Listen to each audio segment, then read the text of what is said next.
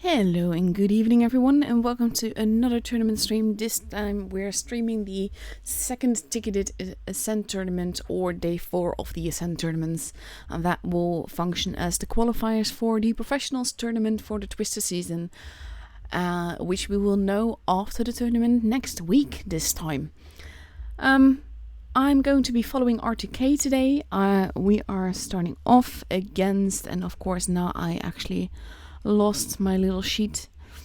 We are starting off against BHPP, and if we win that, we are going to go off against either Kraken S or Raid, so that's going to be some intense gaming right at the start already.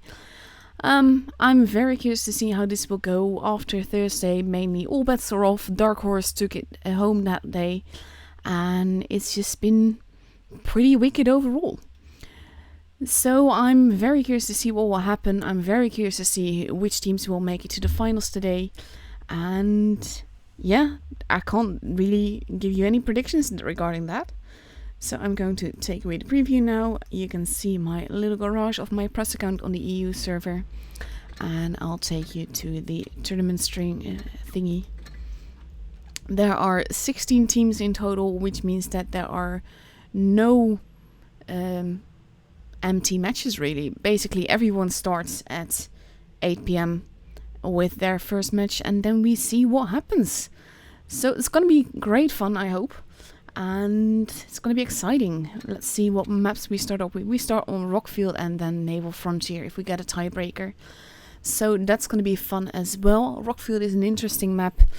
We've seen some very fun action there earlier today on the Asia server, so I'm looking forward to it.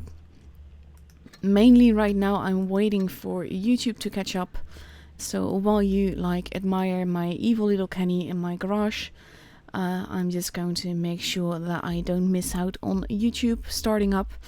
I had some technical issues earlier today, but that should be fixed, fingers crossed, and we will see how it will go.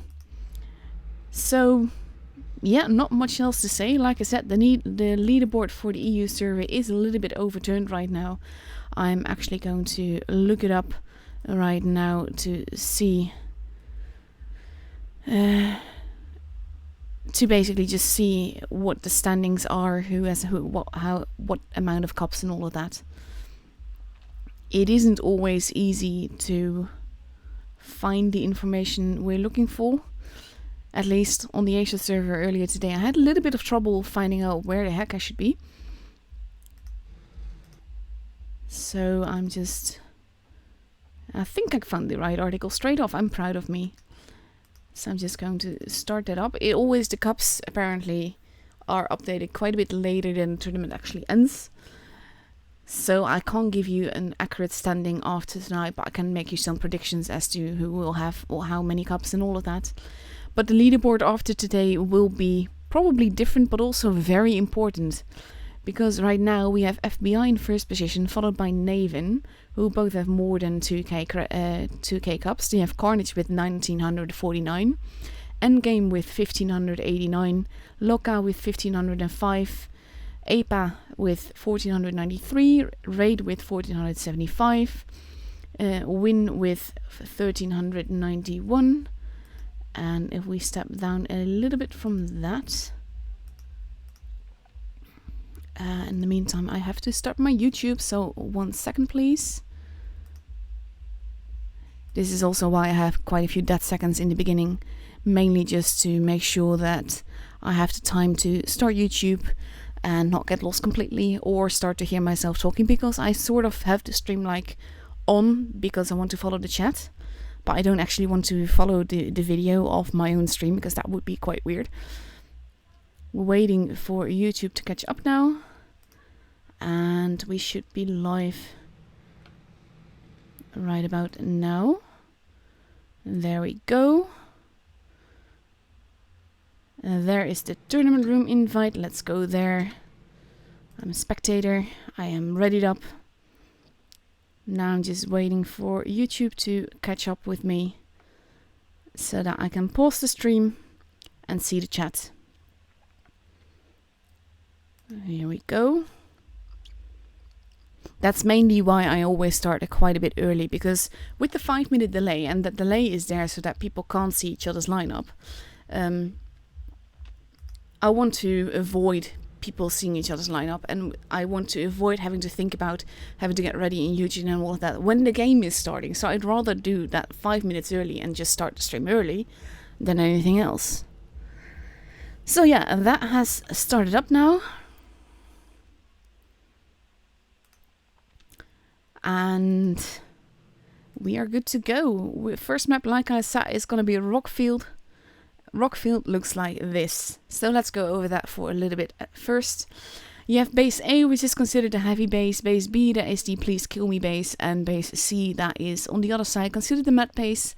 There are nice positions around base C, but it is very hard to dominate 2 bases from base C on, because you either have to go up like straight in the middle of C towards B, and then you see there's a little ramp there, but it also means you can get shot quite easily, or you have to go around and there's pretty much lines of fire everywhere there as well.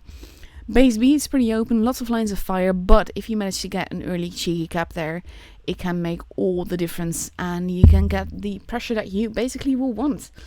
And of course, base A has the bunker, so it's pretty safe to cap, especially if you have a low profile tank, because then people from the other side will have a hard time shooting you, even if they use HE. So that is the map that we are starting with. I quite like the map as a whole. Basically in randoms I tend to go base A with this one, but it kind of depends on what my teammates have, what my enemy has.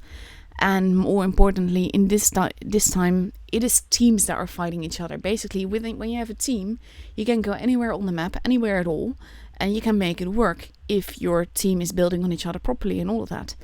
So, with that in mind, I can't give you any prediction what will happen, because they can go anywhere. But I do expect to see action around base A, with some spotting near base, but between base B and C really, and potentially cheeky early cap. But we'll see. It is a best of 3, so there's not that many chances for, any possibilities to remedy any mistake that you make, because you will probably get brutally murdered for it. So I'm going to take away the map so that it won't be on your screen. And both teams have completely readied up now. We see that BHPP is bringing 4 IS4s, 2 E3s and a Batchat, so that is a lot of armor and quite a bit of firepower. And they are up against a Batchat, an IS4, an Object 140, a T22 medium, 2 215Bs and a 268. And Wise is not spectating, and they're not having any spectators either. So with a minute and a half left to go, we are rearing to go. I am ready to see what happens. Like I said, the pressure is definitely on from tonight onwards. I mean, Thursday you can get away with not getting that many cups at once, but if you get not many cups in a row tonight, it will be quite brutal, and getting to the top 8 can be quite difficult then. Because in the ticketed tournaments, which are the ones on Thursday and Saturday, you can get a lot more cups than you can in the normal ones.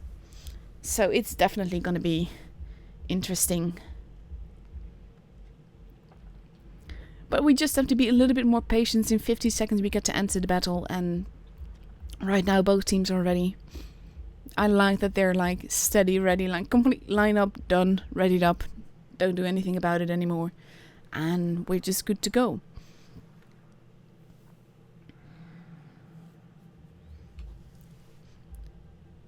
The only downside is that you then have to be patient, because there's not that much to talk about that I haven't already talked about.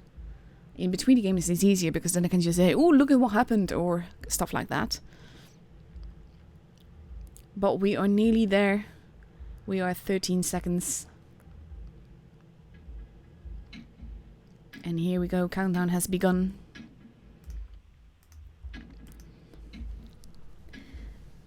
And here we go.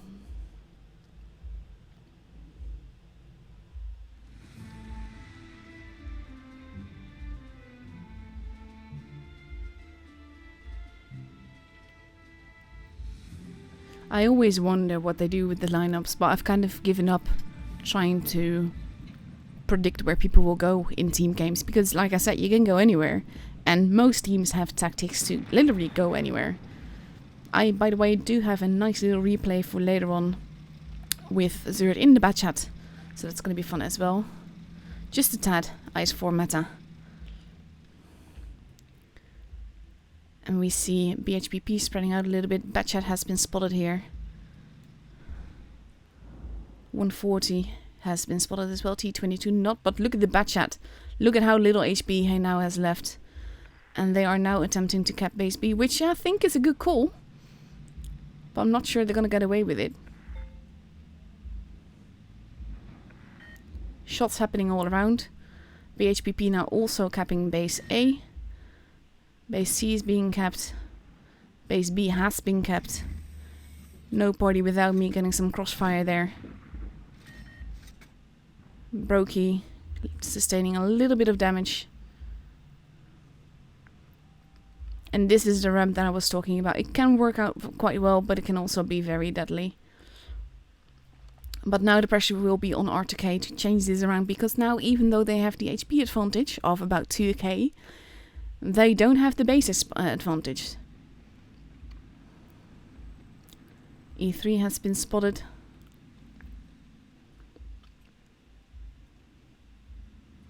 We have a bat chat going after the bat chat. The bat chat knows it and has on off, but he actually seems to... Both E3s are now focusing on Zerd, which is a pretty good call, because now he's like occupying 3 tanks on his own. We see some damage being done on the other side. This is a troll move that I quite like, because both E3s are focused on the bat chat. The bat chat is running off, and Zerd just has to be careful that he doesn't get hit by that E3, which he will be spotting soonish. And they have been spotted.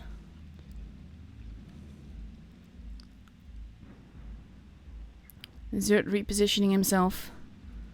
Going to see if he can get some shots in, but the E3 is waiting for him. And he's basically just goading that E3. Spacey taking a big hit now. The T22 and the Object 140 are going for it. I'm actually going to take you over to the other side, because I don't think... There goes Spacey. RTK moving in. Ooh, they're losing a ton of HP doing that though. Wunderkind is gone, but they take out 2 guns. Both teams have lost 2 guns now. And that is a very tricky thing. There goes the bat chat. The IS-4 is being eaten alive. The E3 now has a T22 medium behind him. Is now being tracked. It's gonna be... This is a very poor E3. He's not gonna survive this very long. Ooh, that was an expensive... And that doesn't do any damage either. Okay. That poor E3 though. The one Mo just got taken out. Brokey sustaining some damage. Zerd going in for the kill. Even if he rams him now, that's fine. There he goes. And now we just have Batika and the IS-4 left. Versus quite some tanks. And they're just all going for him. And he just exploded. That was a very quick and aggressive games. But wow, lovely. That is how you take back the advantage. That is like textbook how it should be. Great job. So let's ready up again so that we can't miss the next battle. And then in a minute and a half we get to see the second match. And we see RTK with a different lineup. We now see a Batchat, a Foch, a Mouse, a T22 medium, 2 215Bs and a T62A. So that's a bit of troll armor with quite some mobility. And the very big gun in the form of Brokey in the Foch. We'll be curious to see how that will go. Thing is, IS-4 is still a great tank, but I don't think it's the dominant tank anymore.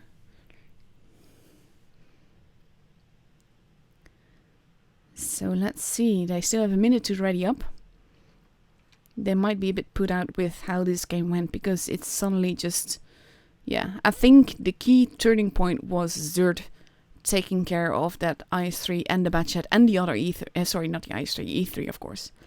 The E3s and the Batchat, they were focused on him for quite some time. And it kept them out of the game, and that is what it's all about. And BHPP has now rid up with 4 IS-4s again, 2 E3s and a Batchat. So that's the same lineup, I think, that they used last time.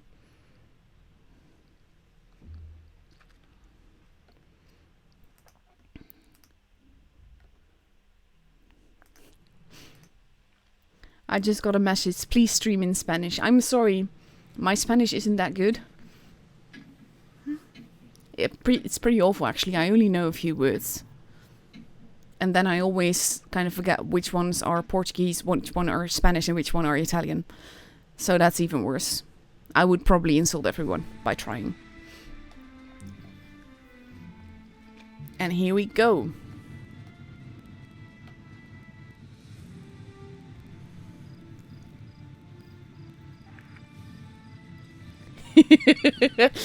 It might have been the same as last time, I'm not sure.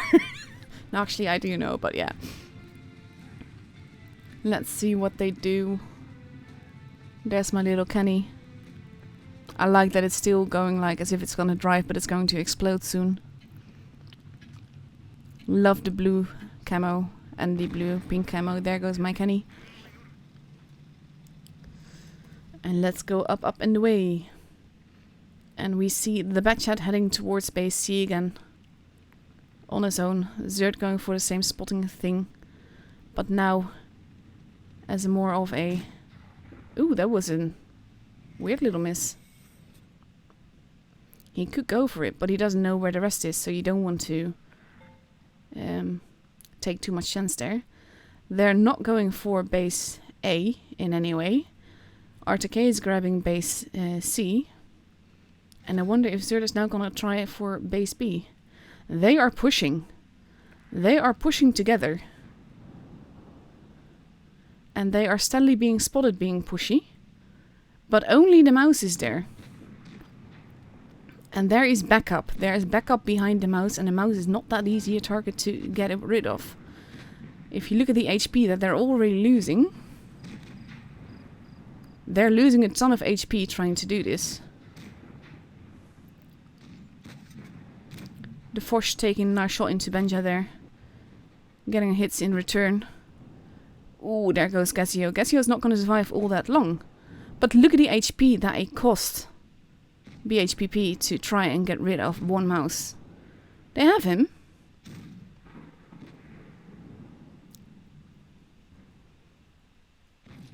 The Faust now potentially in a pickle. There goes one IS-4. There goes another big hit. There goes another big hit. And this is an aggressive gameplay by BHPP, which could have worked if there had been more teammates with the mouse. As it is, they did everything they could. But with only one tank there, it was not worth the effort. Well, it was worth the effort, but it's not worth the risk. And I think that was possibly coincidence, but brilliantly played by RTK for not being there really. So I wouldn't say, I'm not sure if I can say that's brilliantly played, but it's just, there goes another E3, one E3 left, and he will get some shots in. There goes Zerd, but it is 5 versus 2 now, and even though some tanks are less than healthy, they're not gonna make this. Spacey ignoring the IS-4 to take out that Batchat, and we are at 1k points. And there we go. And they even kill him before the timer ends. A little bit of a hug, bro moment between Brokey and Spacey at the end. And that is the first matchup of the evening gone. That was... I think it was mainly massive bad luck on BHPP's side that there was no one but the mouse there. If there had been people there and if they had been higher up rather than where the mouse was, that push could have worked so well, but like now it just didn't. And that is It is kind of sad. I do feel for them. But it definitely worked out in R2K's favor. I think they expected something like this. Not necessarily the push, but to have BHPP work faster there rather than being more spread out as they were before. And I think BHPP expected R2K to do the same thing that they did last match. So let's have a look-see. We are up against Raid next. No big surprise there. I mean, it is Raid. But let's see how their battle went. 2-0 Kraken S. Oof. Let's see what Appa is doing. I mean, it's only been 11 minutes with 2 minutes waiting time in there. So, ooh, Appa got taken out by Win. Then we have Souls. I like Souls. I like their logo. Souls has the cutest logo. They got taken out by Karna. Let's see what EG is doing. I find it quite funny that so many matchups have already happened in this little time. And they took out Nice. And then we have Navin versus FBI. Navin took out FBI. So that's definitely the dark horse against Karna now. So that will be tricky. I wish them all the best. They took them out on Thursday. And I think this is the... They're still up. They're still going. That's the last one. And we have Ivy and Loka, I think. That's the last one that we miss. And that was a 2-1 in... Those were so short. Those games. That's ridiculous. In 12 minutes, 3 games. Okay. But that is Loka through then. And then the only one that we're waiting for is this matchup. And they're still going. So I'll play a little replay. And then we'll see. Let's see. I said that I had a lovely little replay of Zert in the bat chat. Let me just grab that for you.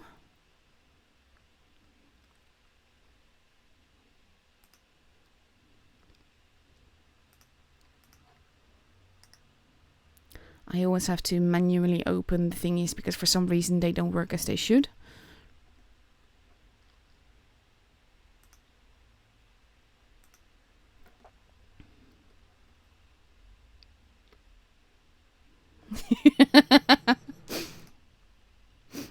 In the meantime, Gassio just said that they're starting, that we're gonna see Ray today, which kind of is a spoiler because then they know they've won.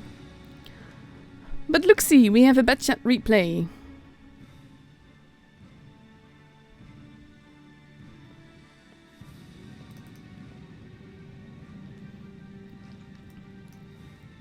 I do like this camo and I do love that tank so much, and it's pretty situational. But it works so well.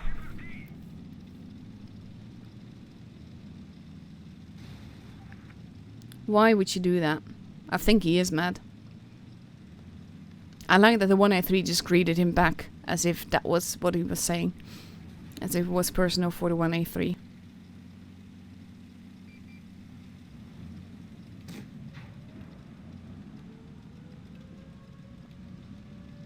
People have been spotted. Hitting the rock. Ooh, that did not hit the rock. Or the sand.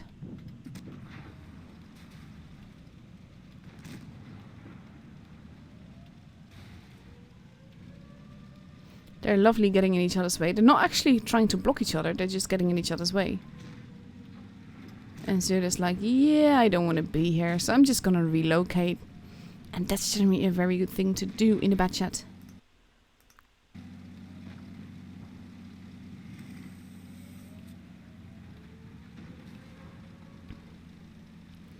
Meanwhile, hello to everyone that's watching.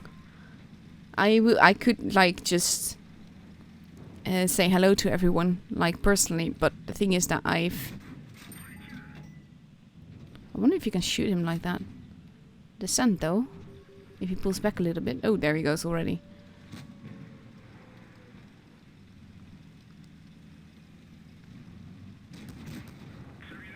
This is why I love and hate the troll armor of the IS-7. Because it is so troll. This is even better. The way that he is turning actually makes it okay for the Batchat to just get out of there.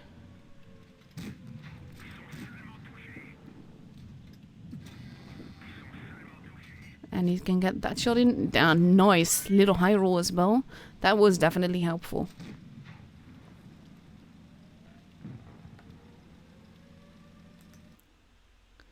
I understand the joke, but no.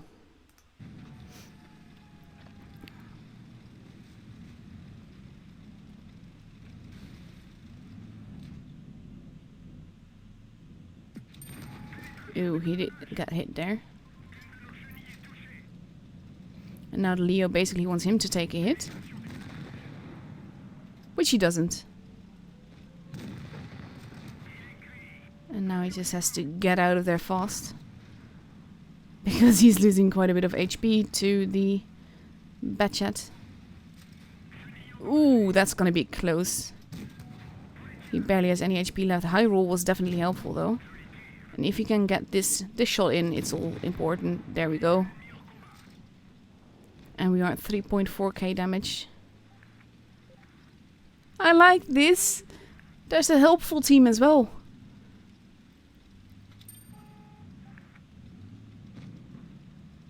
Yes, you could trust him to say that it's lucky rather than anything else.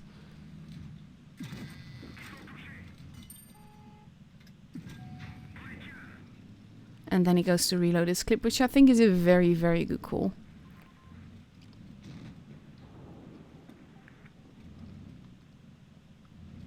Oh, this is lovely. I love it when they do this. As if the Batchat isn't there and if the Batchat can't shoot them. There you go, 4 point. Now he's going to reload the clip because he should be able to get rid of the E100 in one clip. But it will be tricky, and he's basically, if he even bumps into the E100, he's dead.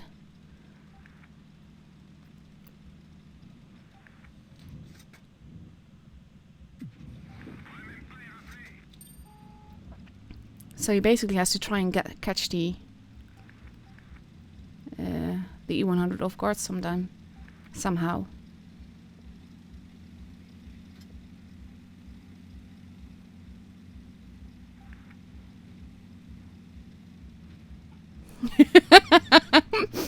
Sorry, he's so rude though.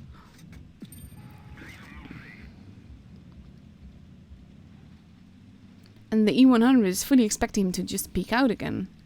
And that's something that I quite love. And he's just baiting.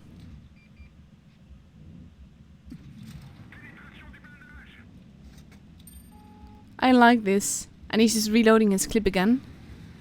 He can do this. He just needs time and he needs rest. Basically, he just needs peace, I should say.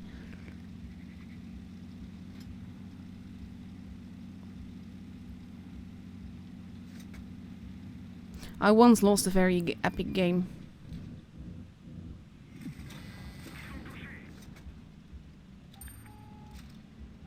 And then he's reloading the clip again. Yeah, he's definitely pro. He is. I like that the Leo is sort of turning around and becoming less rude and more complimentive.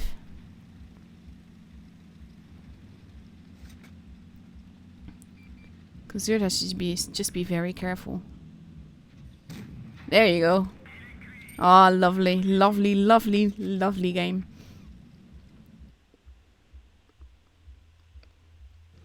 That was brilliant. These are the kind of aces that I love.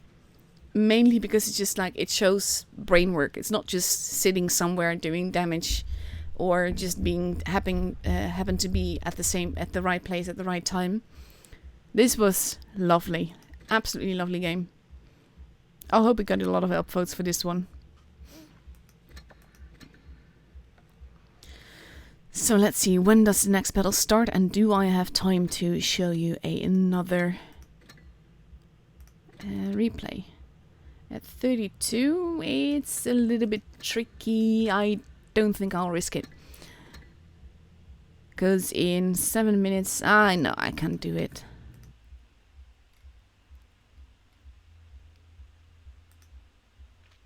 Let me show you one more then. Also starring Zerd.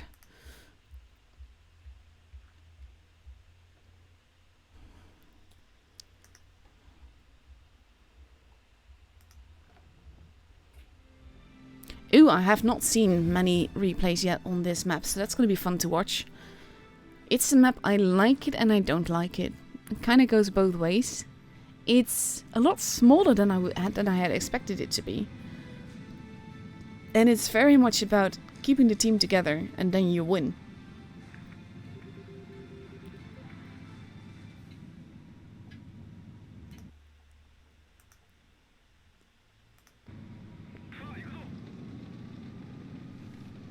But this is a very lovely tank and it can work so well on a lot of maps, mainly because of the gun depression.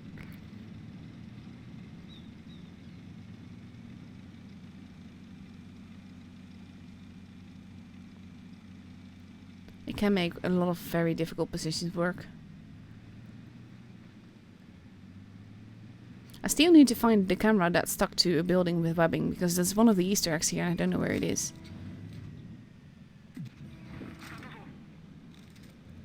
Nice little damage there. Not spotted for it. That's all the better.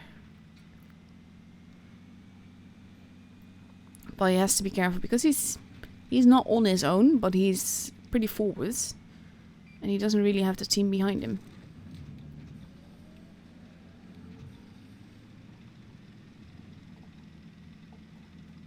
And we are still missing quite a few teammates of his. Ooh, T-57 heavy grill, mind. Be careful. But the grill is of course a much more appealing target than the STB here. Oh, I love that. Cheeky shot.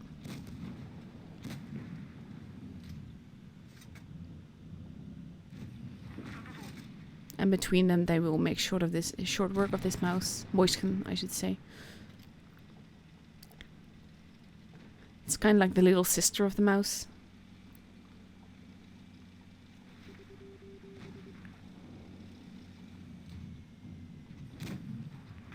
I love this position. The place where they are. That's my favorite part of this map. And I like... Ooh, he was waiting for that.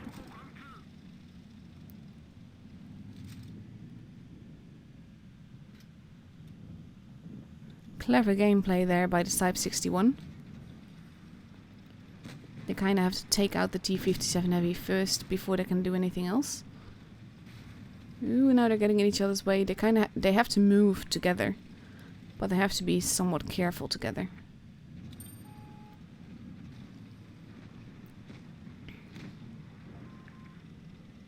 And again, look at the way that Zerd keeps relocating to do what he needs to do. And to be careful doing it. This is lovely, like he went just AFK. That's 3 damage. And Zerd keeps tracking him, which means that I can't just move away. Nice little high roll there. This is just like farming a tank. And even though his team needs help, if this AFK wakes, like he does now, you don't want that. Luckily, he's a bit of a potato.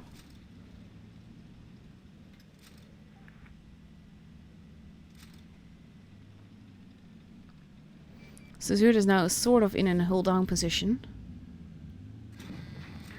And now we are in a Kodo battle situation.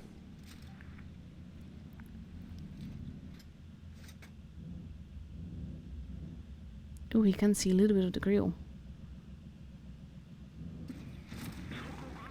And he has a nice little commercial thingy in front of him. Ooh, that was moving back just a bit too quickly.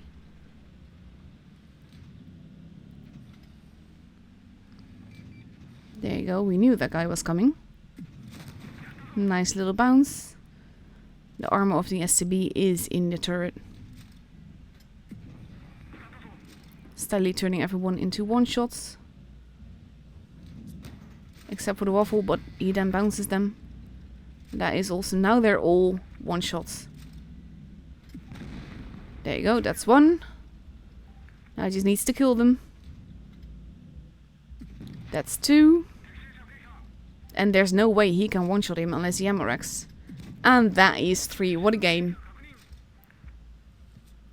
Wow, that's rude. But look at this game. That was... Again, these are the kind of aces that I absolutely love. 1675 base XP, 7.123 damage and 4 kills. That is wicked awesome. Very great game. And we are in time for not having a room invite yet, which is all the better. So I'm a big fan of that. I was wondering if I could show it off, but I'm very glad that I could. Absolutely awesome game. But now we are up against Raid. And we are up against Raid on. Let's have a quick look-see. Because I can't remember anything right now. Alpenstadt and Fort Despair. That is going to be tricky. Alpenstadt is such a weird little map. But I quite like it. We've seen some really epic tactics on that map. Meanwhile, someone just said, "Who is Zerd?" And Zerd replied in the chat with, "Your daddy."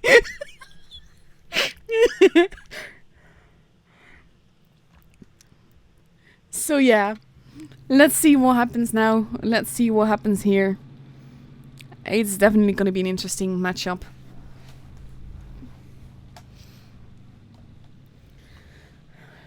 And we, like I said, we are going to Alpenstadt, so let me pull up that map for you. It looks like this. You have base A, which is in the top half. We have base B in the middle, base C in the lower right. It is a tricky map, mainly because of the fact that it's... you can't really dominate two bases from the same position. You have to move and relocate, and when you do that, you leave a base as well. So... getting base dominance can be very tricky on this map. But it is a lovely map. There's buildings, there's ridges, there's hold down positions, there's ramps and all of that. And that makes it a very fun map to battle on, in my opinion.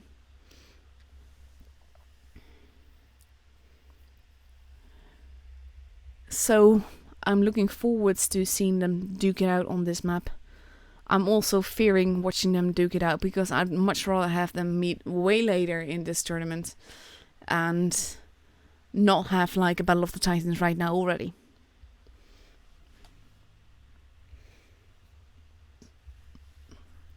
So we still have 3.5 minutes left to go. They still have plenty of time to ready up, decide what they want to drive. And I'm going to take away the map now. So that it... well, actually, no. Personally, depending on what tank I'm driving and how many mediums or fast tanks the enemy team has, I either go to A or I go to C.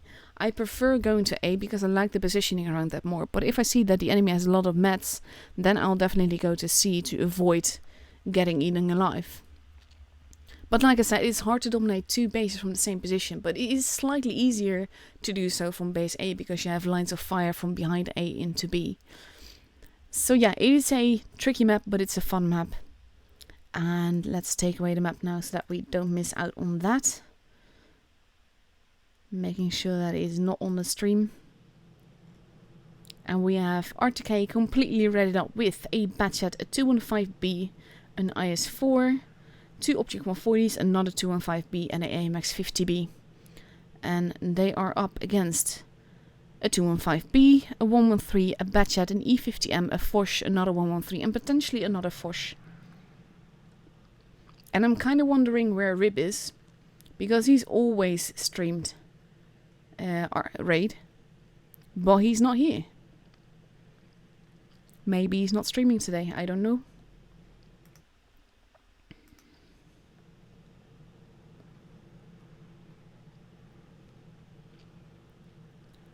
So in less than 2 minutes we get to enter the battle. I just keep scrolling down to see if they have any spectators or streamers, they can spectate their own side, they can't spectate the other side like I can.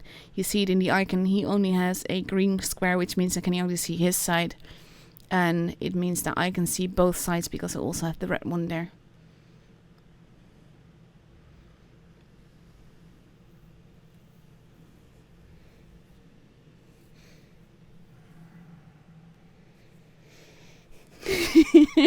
In the meantime, there's jokes about aimbots and AFK hacks and all of that.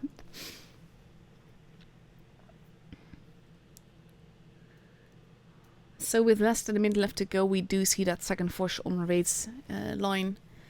And it's going to be intense. No rip has been spotted. I think he's really not streaming tonight. Did not see that coming.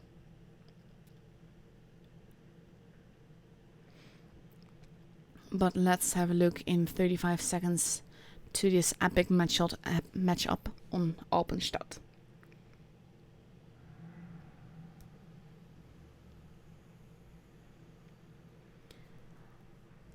I'm sort of nervous for this. Mainly because it's just such a matchup this early in the tournament. That is going to be brutal for both teams, really.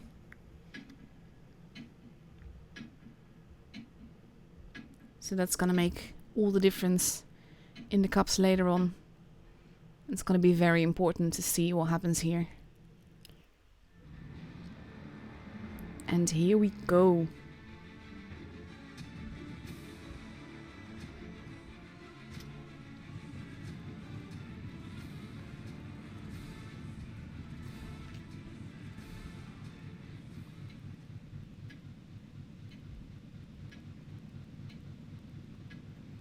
Let's see what they do here. And we have Raid splitting up towards base C mainly, a little bit towards B, and we see R2K mainly doing the same thing. Blind shot going into a camping spot where they might expect to see a bad chat. But there's no one there.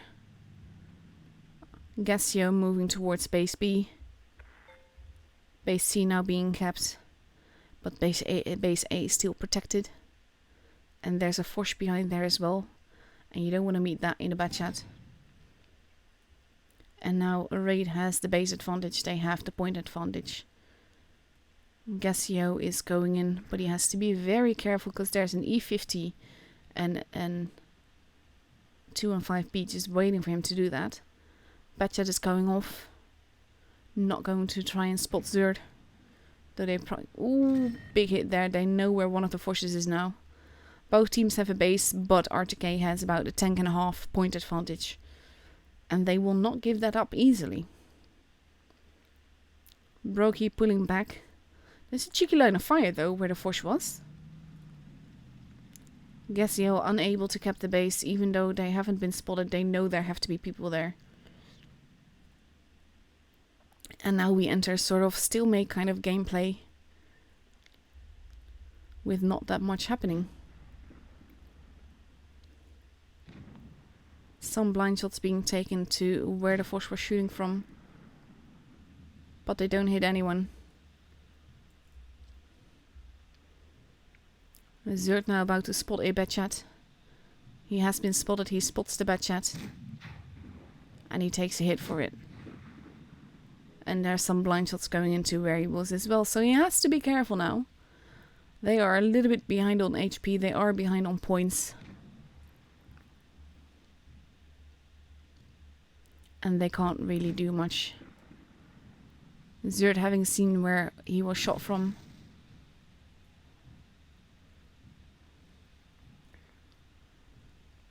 And the bad chat is where he was before. No one has been spotted right now. Brokey should have fixed his tank.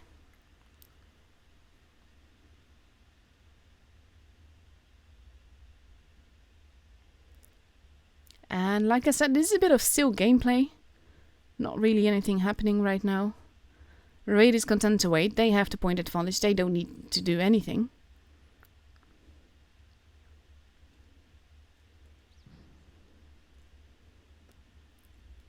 And there's not really much going on, except for blind shots into positions where people are not getting shot at.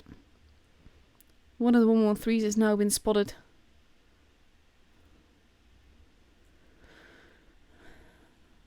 But R2K has to come up with the battle plan. They have to do something, and they have to do it quite fast because we're already at 700 points. And you don't want to give away a match. You want to have a... You want to make it work. And the 113, I think, might be trolling. The forces have now come together. One of them has been spotted. Raid is going to expect something. Gassio moving in. The 215B's moving in. R2K is making their push. They're taking out Drizzle very quickly. They have to be careful though. And they have to not get in each other's way. Drizzle's still alive. HP being lost all around. AMX, there we go. That's the first tank out of the way.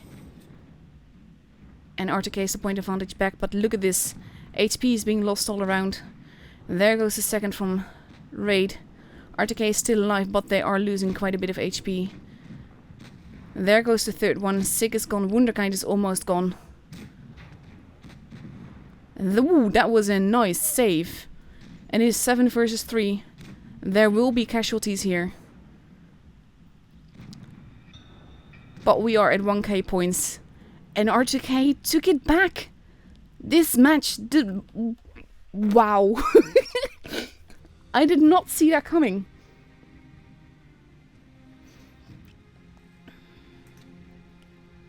That was... Wow. What a push from R2K. Perfectly planned. Trolling with the mediums to get the Forces to come out more. Which meant that the rest could just go into the city without fear of those Force guns. What a game, guys. Honestly. I love gameplay like that.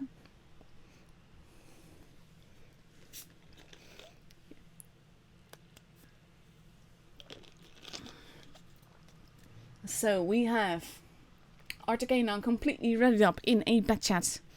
A Foch, two 215Bs, a T22 medium, an AMX 50B and the 113.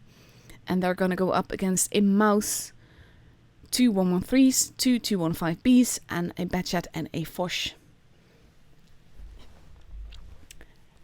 And I have this feeling in a pit of my stomach where I'm like, oh my god, oh my god, oh my god, oh my god. Because, like I said, this is like a Clash of the Titans, and I absolutely love it. But I wish that it was later in the tournament, because what happens here can mean so much regarding the cup stances. And I want both of these teams to definitely go through to the top 8. Because they both deserve it. Raid last year's champion. R2K, I don't follow them for no reason. I've chosen them with a reason, and I want them to go through, of course.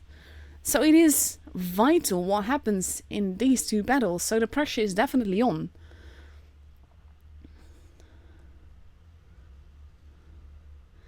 So in 12 seconds we get to see what happens on the second match of Alpenstadt.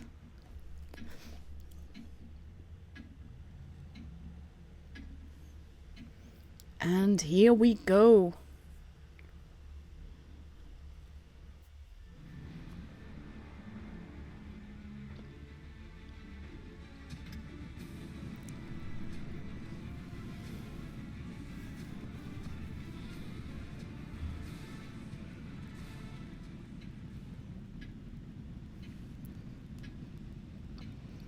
Let's see what they do this time around. And we have R2K spreading out much like before, mainly towards C and B, with one Batchat staying back to spot. But now Messi in the Batchat is not even going to attempt to go for base A. He's going straight for C. And he gets away with that. But he has been spotted. Ooh, big hit into Messi there. And Raid is pushing in, guns blazing, but they're losing a lot of HP doing that. Wunderkind pulling back behind the building now. He's gonna take another hit. Jenko losing a ton of HP there. Oh, that was a big hit in No Party Without Me. Gassio losing some HP. Now everyone is caught in a crossfire. RTK will have to push, and they have to push aggressively if they want this to work. Because there's tanks losing HP, but they're not losing HP fast enough. Tanks are gone. There goes Gassio. There goes Sick. There goes Django. What a game this is. Honestly, guys. Way aggressive gameplay. Anti going after Messi. There goes Spacey. And there goes S6. And there goes Messi. And we have a Force versus the 50B. But he's still alive. And it is 5 versus 2. And this is gonna be RTK's game for sure. I mean, look at this. There's too many guns out. That's not gonna go well for Raid. The Batchat moving in. Force primary target. Mouse following straight after. And that is a game that has ended within 2 minutes. Wow. Oh my god. So fast. And I think I understand the aggressive push that Raid did. But RTK could help too well with all the buildings and everything.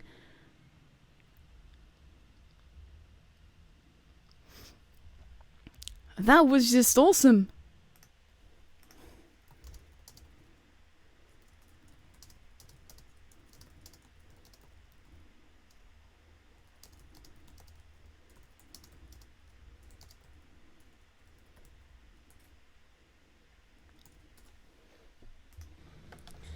That was just... I'm like all squealy happy now. Honestly, I did not expect. RTK has sort of like pulled the team back together. And there's some people in there that haven't really played all that much with RTK. So it's a bit tricky that way. They're all great players, but I sometimes, when I look at them, I kind of miss the team bonding that they had before. And then they pull this off against Raid. I'm like, mwah, that's just, wow, love it.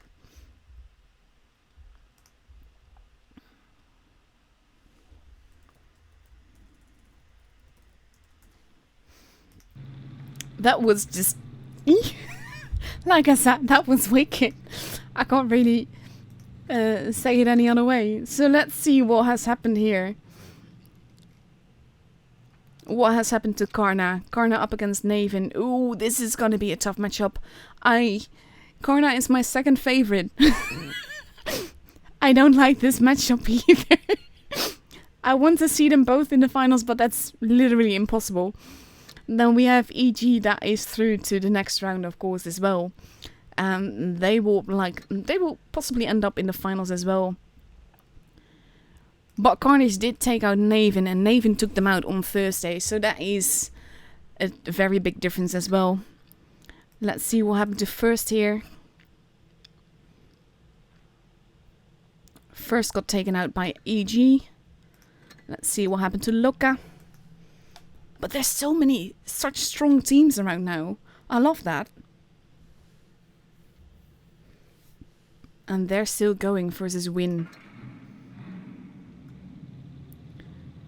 So we have RTK and Karna and EG through. And then it's either Win or Loka that will meet EG in the semifinals. And of course we have RTK versus Karna, so that's an epic matchup as well. Karna existing mainly of Eros and RTK players. So that's wicked to see as well. That's gonna be epic. Actually I clicked a bit too fast. We are starting at 8:04, which means that I have about 15 minutes of showing you replays. I just lost a bomb avatar. Oh, I'm so sad. I just lost a light bulb avatar. Oh, I'm so sad. I love that I get these notifications like now, because that is so useful. So let me find you a nice little replay then. And it's gonna be one of...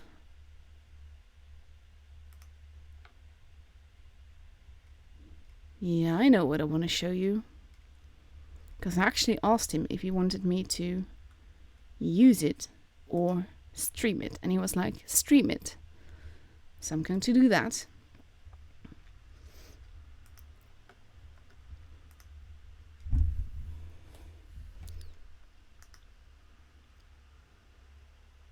Also, I see a lot of play about the whole the fact that I stream RTK and everything. I chose to stream RTK originally mainly because I love their gameplay. It is very flowing. I love that they push when exactly they have to push. And of course the teams have like completely changed between the seasons that I streamed them now. But at the same time I'm more familiar with their gameplay and their play style. And I quite like that. That is something that I appreciate. I still appreciate the game style, even though they sort of need to bond as a team together again now. I love their playstyle. And like I said, because I know them, it is easier for me to read them. It is easier for me to read what has to happen. And that's a good reason for me to follow them. And of course, when I follow a team, I hope that they win. That is like useful and like logical. There's someone in the base. There's no one here. That's a missed shot.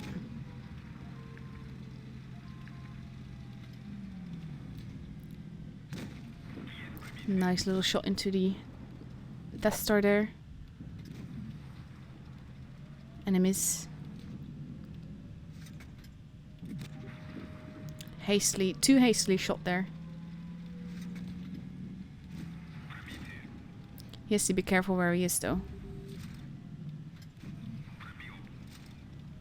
He can't really reset the base where he is now. A little bit more patience in your shot. That could be all the difference. E100 giving him the evil eye. Not sure what he was shooting at. Grill moving in. Base at 70 already. Badger's quite an evil tank as well. That's one of the few tanks that I miss in tier 10. That I actually really want. Nice little tracking shot. And this is gonna make all the difference. And it ate his teammate alive. But now they've properly reset the base. And it has bought them a little bit more time. Ooh, if you had stood still there, that would have made all the difference. Ram a bad shot for a little bit of HP damage. Batchat is running.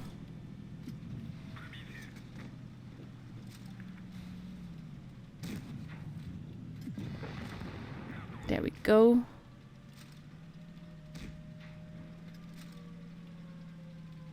But all in all, the team isn't doing all that well. General is not happy. Imagine that. 704 waiting for him.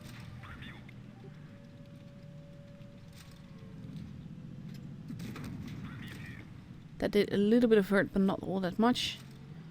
Where did his teammate go? There he is. That is a very expensive miss, because now you're up against 5 on your own. And that's not going to be easy in any way.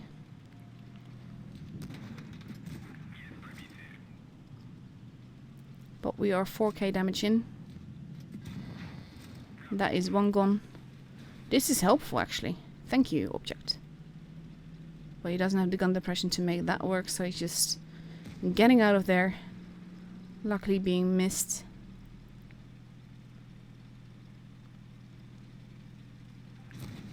Oh, that was a lot of HP that you didn't really want to miss.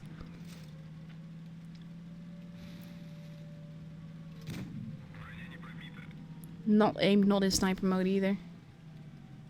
Lots of shots that miss.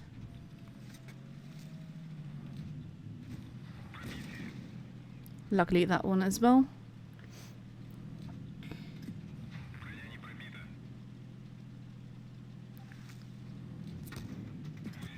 Ooh. That is expensive. It's at this stage. That is so lucky though. And he has to be so careful. Every shot counts at this stage. You can't even get shot by a flying turret or you lose. But look at what he's already done with so little HP. Oh wow.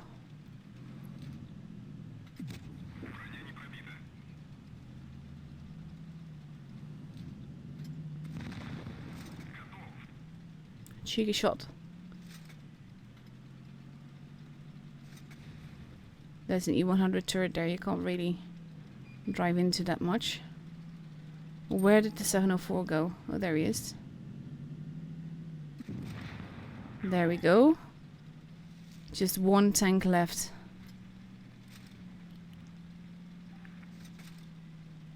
He could potentially do this, but he needs a bit of luck.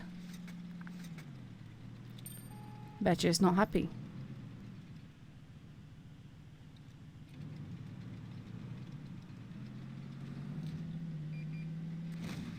Oh, that was lucky. And he's just like, nope. Not sure what he means with that, but I don't know.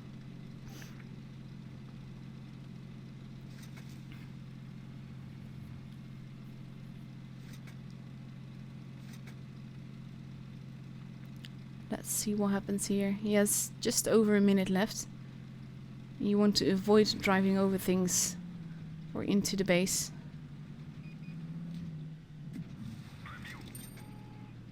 Ooh. Now he should really relocate again. I think that might be his mistake here.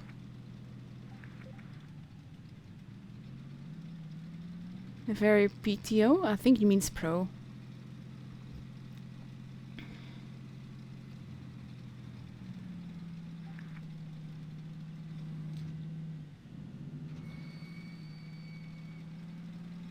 We have 29 seconds left. He has heat loaded, which I think is a very good call. Ooh, that bounced though. Oh, that is so sad. Ah. But what a game. Oh my god. 1695 basic speed, 7.156 damage. Wow. And he only got a first class for that one. But that was definitely a very intense game.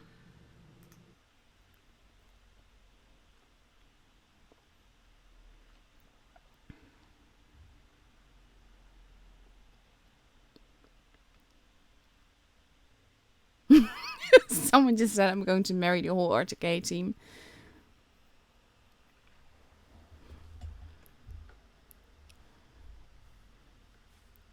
Thing is that I can appreciate anyone's gameplay, but I like gameplay of people that I like more. And pretty much no one in the whole tournament scene is like really innocent. But there's good people in there, and there's also people in there that just play really, really epically. So let's see what I have for you.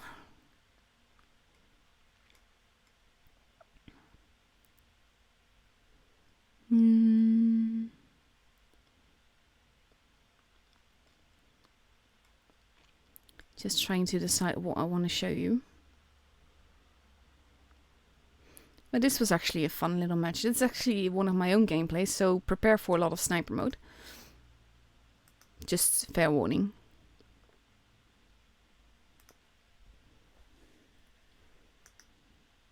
Actually, no, because the room will be up in a few minutes. So let's not do that. And I don't want to accidentally miss a countdown or whatever. It is Loka that is through. So it's EG versus Loka and R2K versus Karna. And ideally speaking, you will have 2 streamers in the finals. But that is only if R2K wins this and if EG wins against Loka. So that's going to be cool to see. Winter Malinovka and Faust. I love Faust. Faust is one of my favorite maps ever. So let's see what happens then. I'm going to prepare a Winter Malinovka so that I can show you that in a little bit.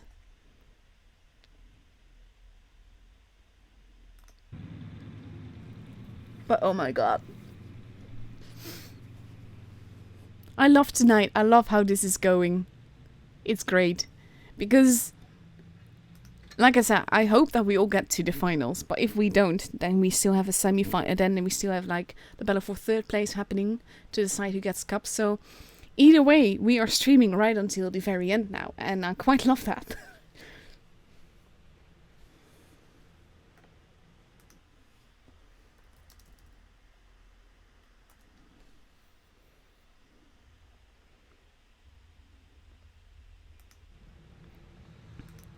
So we just have to wait for the room invite now, which will be up in a few minutes.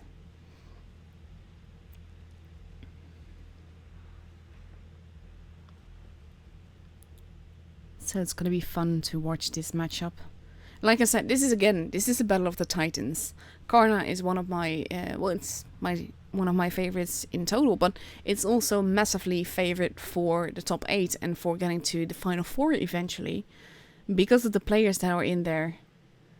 And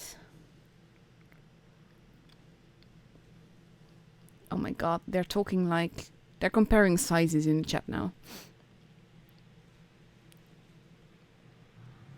But I'm surprised at what happened with Raid today. That is not the Raid that I know and very much respect. They kind of seem to miss it a little bit today. But that means that there's so much pressure on them next week with Thursday and Saturday. Assuming, of course, they get tickets on Monday and Tuesday. But yeah, I kind of do assume that they do get that.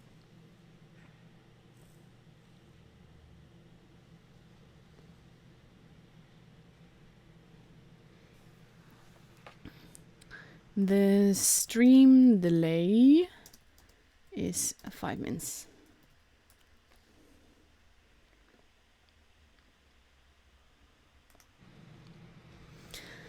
So that no one can see the lineup of the other teams in any way.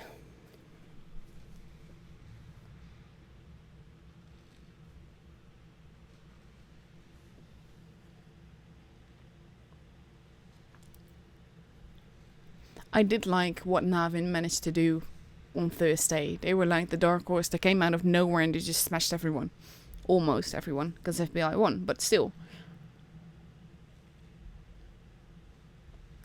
If you can't play nice, if you can't say anything nice, don't say anything at all.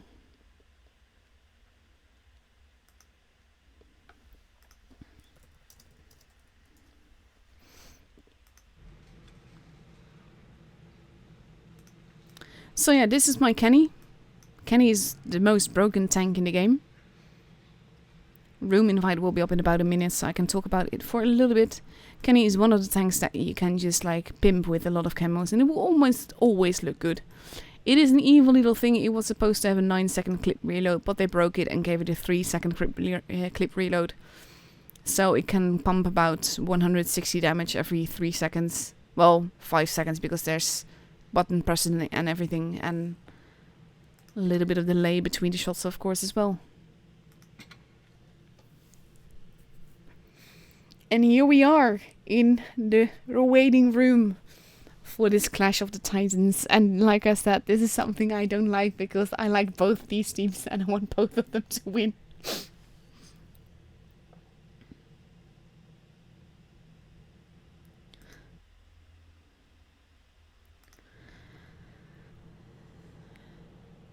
So let's see. Like I said, we are going to Winter Malinovka. Winter Malinovka looks like this. It is an interesting map. It is, I wouldn't say big, but it's relatively big compared to some maps. Also because of the height difference between the two sides of the map. And because of all the things that you can drive around. I think that sort of makes it feel bigger than it is. You have base A, which is considered the mat base. Base C, that is considered the heavy base. And base B in the middle. Overall, it is easier to dominate base B and C together, but if you have good opponents, they will keep you from capping B and C, and then base A would be the logical choice. Personally, I generally go to either A or B, and then see how the battle develops, but it kind of depends on what tank I'm driving and how many fast tanks the enemy has. I really like playing meds and lights right now, so I generally tend to go towards base A. and just stay around there. But I'm going to enjoy watching this so much. I have no idea what they're going to do. As I said, it's team battles, so it's very different to randoms. And they can go anywhere, use any kind of thing, because they will have each other's backs. And that makes for really interesting gameplays. And I can't wait, because this is like, they're such epic players on both sides. I've seen them play so many tournament battles. Both players, and either in Eros or some other clan maybe, but mainly R2K and ex-R2K. And that's kind of why I'm excited about this battle.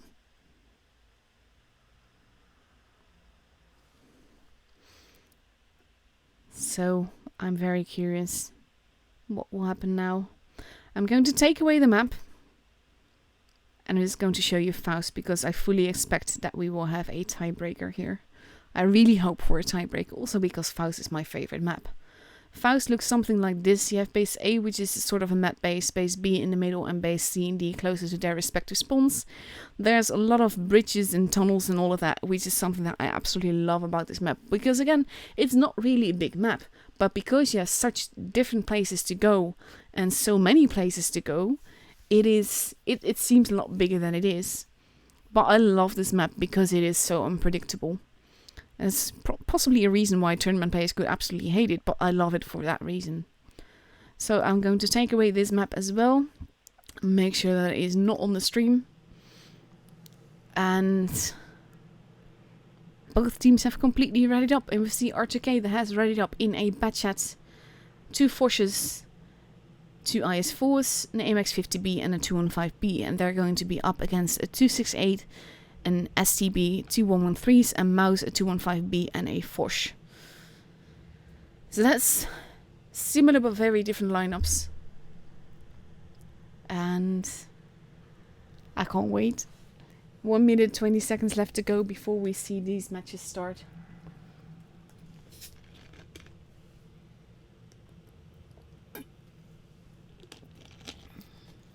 Just taking a bit of a drink, because all this talking makes my throat dry. And in less than 1 minute, it finally starts.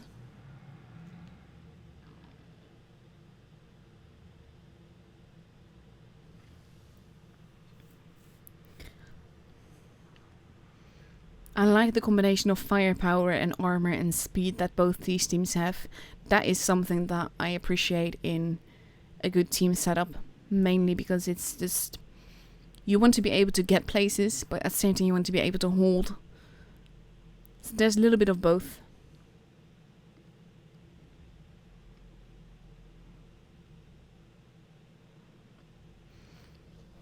"19 seconds left to go."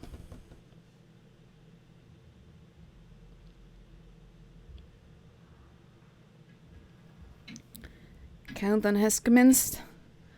We are ready to go. We are ready to see this matchup. And it's gonna be wicked. And here we go.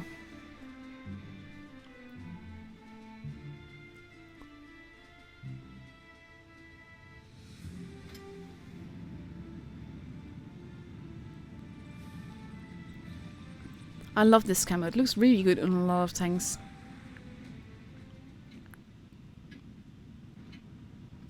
I love the bronze camo though on the 113. It looks so pretty.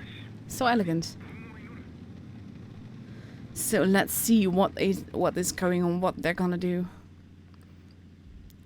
We see Karna focusing primarily on the A side with a little bit in the middle. But basically not going for B or C. But they are ready to hold both if need be. We have Zerd overlooking base A. But no one has been spotted. STB moving in. Zerd going away. He probably knew that they would be there. C being capped now. I wonder if anyone is going into base B to get it. But they're probably not gonna risk it. But Karna will have a slight point advantage. Blind shots happening into places where they're expecting to be. But there is no one there. A plane just flew over. Both teams have a base. There's less of 1 tank difference in points between two. Radicals going into the middle onto the ramp. Possibly to spot. Gassio has been spotted. He's pulling back. General has been spotted by Zerd.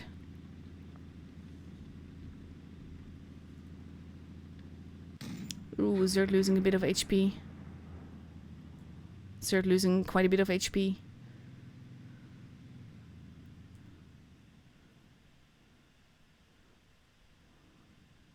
Force probably going to take another blind shot. But no one is there. Zerd pulling back. No one is spotted at the moment. The one Mo holding at the back. Brokey having reloaded. Something has to happen at some point. And I wonder if they're going to try for a base B cap. Stuff is being said on voice that we are not privy to. I'm going to take you away to the other side. Gassio keeps getting spotted where he is. Base B well protected by Edgar. And of course the Foch and Object 3. I showed a replay earlier today and on Thursday of DF driving this Foch and doing insane damage. Because it is so not broken. But basically Karna is content to wait, and that makes sense because they don't need to make a push. They have the point advantage. Slight though it might be. And we see R2K making a move at the back. Gassio being spotted again and pulling back.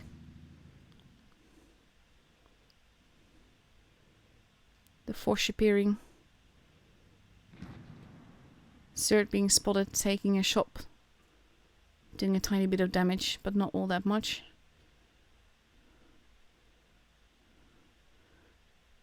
Edgar sort of repositioning himself, losing a bit of HP for that. And we are at near 700 points. Something's gotta give. The bases are well protected. We see the blue still heading up the ramp now. Ready to take action. Brokey repositioning himself.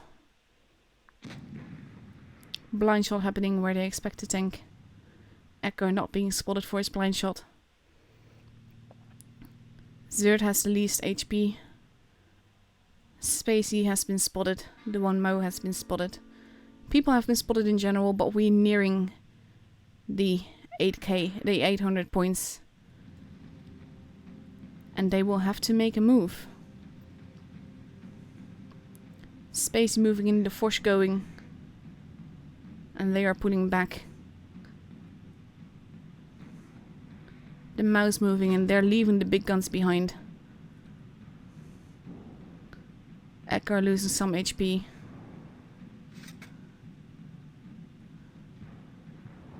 Mouse is their preferred target. Did not see that coming. Because it's a mouse. Big shots missing where they are very vital to Pen. Foch now moving in. Now we enter the brawl stage. 215B in a bit of the way. AMX is capping. 268 is heading for the AMX. That's gonna be... Ooh, he got deleted. And we are at 970 points. We are at 940 points. It is so close, guys. Both teams have lost 2 tanks. It will be all about that final tank that is lost somehow. There goes Object 3 almost. He's still alive. There goes Brokey. And with that, they hit 1k points. And oh, if he just survived that, then the game would have been for R2K. Oh my god, what a close call. What a game that was.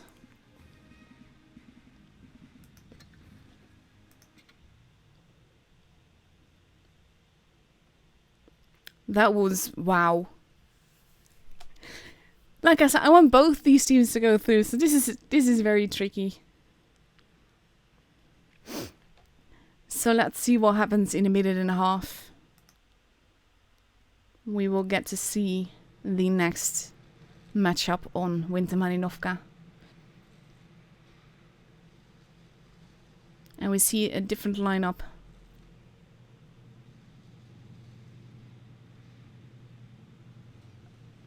And we have Karna now completely ready with 3 1-1-3s, a 2-1-5B, 2 forces, 3 forces. Oh my god. Okay, 2 1-1-3s, 3 1-1-3s, 3 forces, and a 2-1-5B. That is woof. Not sure I want to see the results of that one. Imagine that team meeting a tank. They will just be obliterated. Oh my god. And on the other side, we see a Batchat. We see 1 Force. We see 2 2-1-5Bs, 2 T22 mediums, and a Mouse. So that is a very different lineup. Both teams have a very different lineup, but I'm excited and worried to see the lineup of Karna.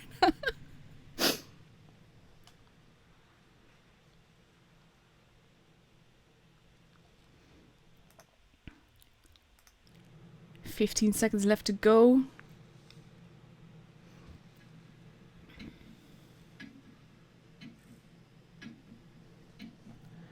And here we go.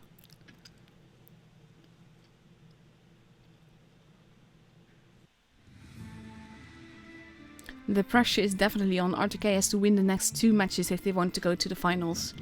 Whereas Karna just needs to win 1 of the 2. Like I said, I'm really hoping for a tiebreaker because I also want to see these guys duke it out on Faust. And it was such a close call last match. Oh my god. So let's see what happens this time. We have Karna focusing all the way on the seaside. I wouldn't be surprised if we see an aggressive push here.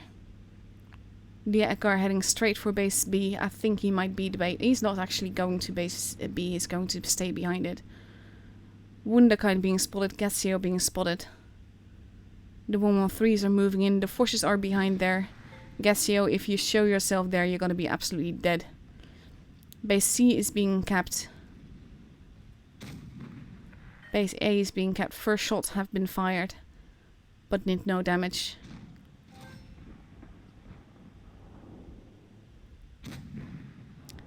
That goes a little bit of damage into the 1 Mo there.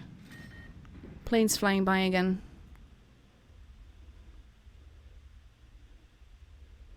And wisely, R2K is pulling back, expecting those forces there. Blue Steel losing a bit of HP. Forces relocating.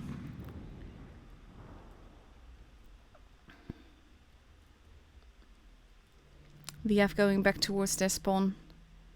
Waiting for the mats that they expect there. Base B now being capped. If he gets away with that, that will be a very good thing. We have Zerd at the back. That is reloading the clip, getting away now. That was a massive hit into Zerd. But now RTK can play it very defensively. They just have to be careful. T22, you don't really want to be there. And Karna is moving in together. They're readying. They're gonna push. Blue Steel losing a ton of HP doing that. He does get a big hit in, but there he goes. First gun out of the way. The T22 is not gonna survive this. There goes no party without me. General is in. He goes with a ram. 2 guns gone. Boki almost gone. Oh my god, what a close game this is already, guys. Just like full bro, I don't even know where to show you. Because there's so much happening. The 113 almost gone. Radek also ignoring him. RTK having lost 3 guns now. It is 3 versus 3. It can go every which way. But oh my god. What a close call this is. And we are at 740 points. It is 3 versus 2. Two 215Bs versus one lone 113. A T22 that's going to face off against a Foch. This will be RTK's game, and we do get that lovely little... There goes the turret. We do get a lovely tiebreaker on Faust. I can't wait. I love that map. I love these teams. I want to see what they do. Nice little bounce at the end there. And a nice little ram to the bum to finish it off. And that is the weirdest rendered flag I've ever seen. But okay.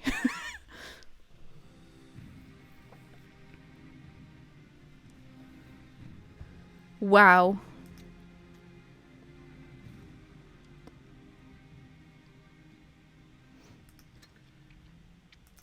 So we get to go to Faust. Like I said, Faust looks like this. You have 4 bases.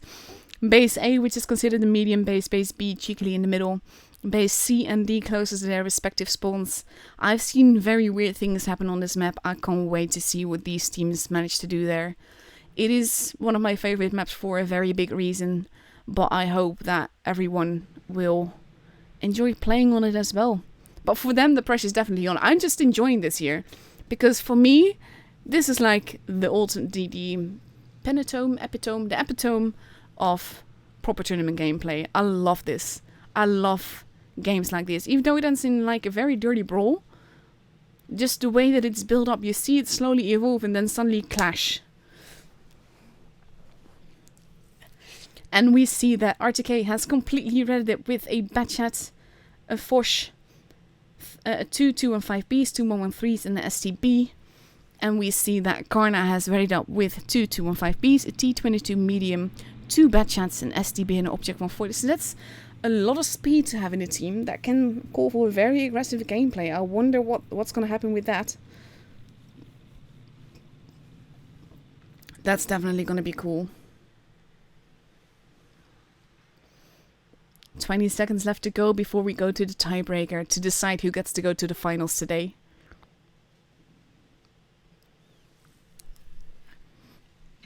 Countdown clock has commenced. Just making sure that there is no map on the screen to block anything of the no doubt epic gameplay that we will get this match.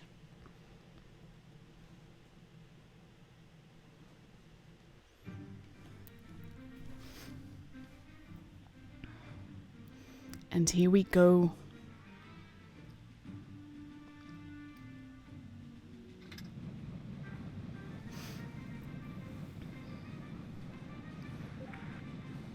I'm loving this. Seriously, I hope you guys are enjoying this as much as I am.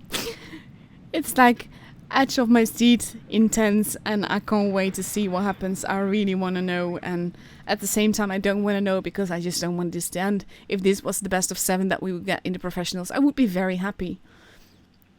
So we have both Batchats capping for their respective bases closest to their spawns. Not spotting each other, playing it carefully. Spacey heading over towards base A, mainly to possibly spot. He has been spotted. One STB is capping. There's tanks waiting for him. Foch takes a little bit of a hit. Both teams have a base pretty much at the same time. And it will be all about the exchange of fire, I think. The 215B general being very forwards here. Not sure if that's gonna be in his advantage. He's losing quite a bit of HP for doing that. But we see Karna pushing from below, and that might be very deadly. Look at this, the Batchats arriving. They're going to clip a tank. They're losing a ton of HP doing that though. Ooh, and the Foch is now in trouble. Look at this, there goes Casio, first one out of the game. That was a very aggressive push by Karna. The Foch now in big trouble. But he might, there goes General. There goes Spacey. Foch surviving a little bit longer. Now RTK getting a bit of in each other's way. But oh my god. Batchat ramming Batchat. Tanks are just dropping out both always. No idea what No Party Without Me is doing there. He's almost gone. He does get another hit in. Radical's almost dead. Zert relocating. 2 and 5B is there, but the force is ready. And I think they don't know exactly what Zert is doing. They have to play this very carefully. There's some low health targets. There, ooh, nice little cheeky shot there by Zert from the middle. Dudikas has been spotted. But Karna has 2 bases. And that can work against them, because any base that Zert goes to cap now can be very tricky. My heart is pounding, guys. I'm worried. They're leaving the Force alone. Ooh, the Force is not... Ooh, there goes the Force. And it is 2 versus 3, and that makes it all the more important what happens now. They have to play this so carefully. And he's still alive. Zert has to go in right now if he wants to do this. Ooh, he's not going to survive this. There's very low HP shots. There goes one. Zert's still alive. He gets another shot in. But he has to be careful and he has to run. Because Dudikas is almost reloaded. And Zert has not. He's still reloading. He's not going to make this. And the game, barely. But the game is for Karna. What a game that was. And the game was lost for R2K when No Party Without Me pushed in like that there. With no backup. If he had played more defensively, they would have had this. But oh my god, what a close game.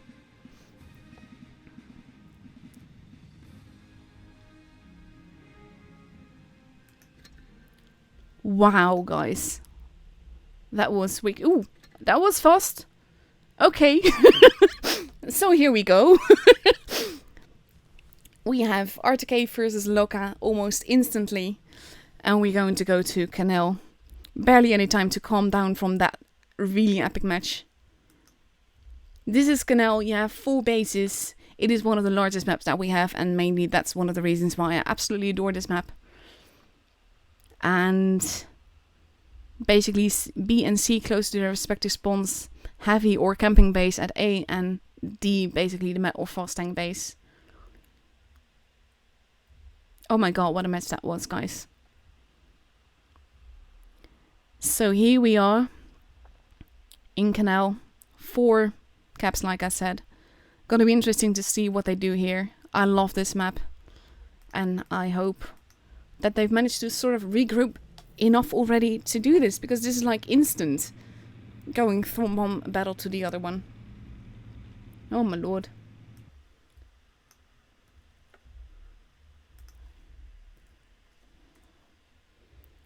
I'm really curious to see what will happen now.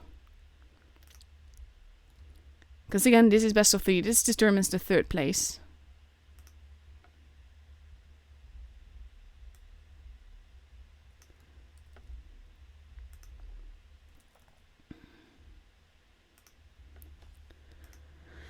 And in 3 minutes we get to see what happens, but R2K has already completely readied up with a Batchat, 2 IS-7s, a T-22 medium, a 215B, an AMX-50B and a grill.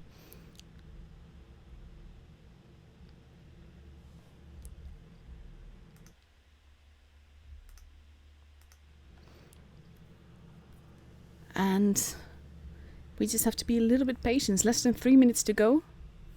This is the match for 3rd place. It is very important because of the amount of cups. R2K needs as many cups as they can get today, because they didn't get all that many last time.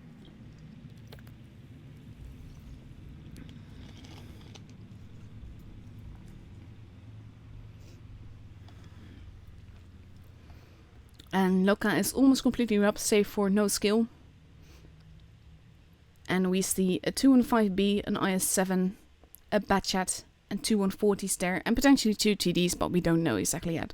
But they have more than 2 minutes left to go, so we are ready.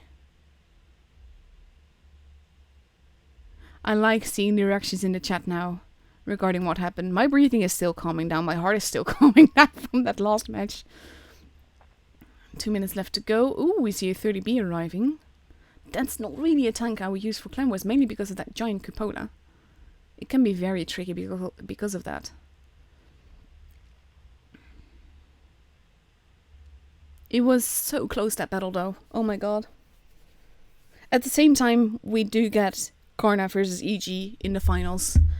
And that's going to be epic as well. And part of me wishes I could watch that, but I'm following R2K and I love having a front row seat. So with 1 minute and a half left to go, we see that the lineup on Loka is slightly changing still. I'm not sure. I wonder what is going on their voice right now with discussing what they need to happen and what they need to drive and all of that.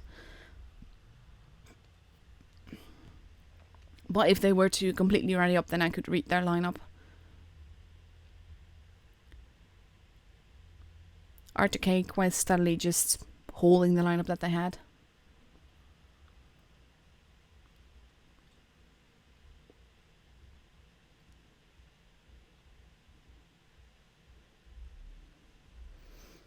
They only have 48 seconds left to go. No skill has not readied up yet. But there we go. We have a 215B, an IS-7, an AMX-30B, 2 Foshes, a Batchat, and a 140. So that is quite a bit of firepower, but you need to have it in the right place on this map to be able to actually make it happen.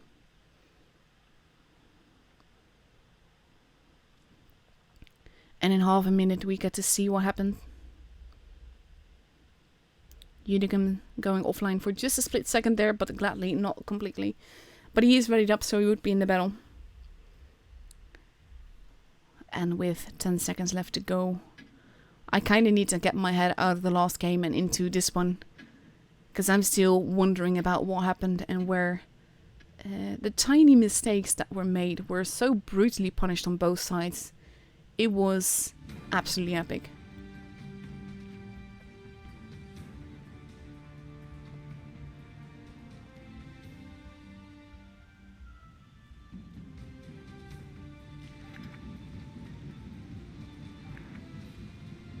A little bit of banter. And here we go. Let's see what happens. Base B is being left alone. Everyone seems to be going towards base D. Or maybe one of the Batchat is going to grab B. Because you can't really leave B alone, can you? There's a cheeky position from Zerd. He has been spotted now though, so it will be difficult to cross over for him without damage. Blind shot going in. No party without me is on his own as well. Base C and D have both been kept. RTK has no base. Not sure what they're gonna do here. They're probably gonna murder them. Cheeky shot by Zerd there. Ooh, Survivor barely survived that one. Probably like, what? And he's still going back to try and shoot them. That is the weirdest thing ever. Karolek trying to hightail it out of there. Survivor barely any HP left, for 8 of it to be exact. Nice shot by the grill. Zerd losing some HP. He's now crossing over. No party without me extending, wanting to get that kill. Brokey extending himself very far. One of the Foshes has barely any HP left. Base B is now also being capped. This is very aggressive gameplay, and I quite like it, but I'm not sure if it's going to work out as well as RTK expected it to.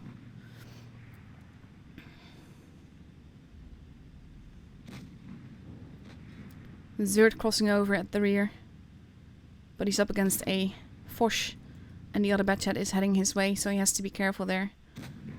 Fosh is almost gone.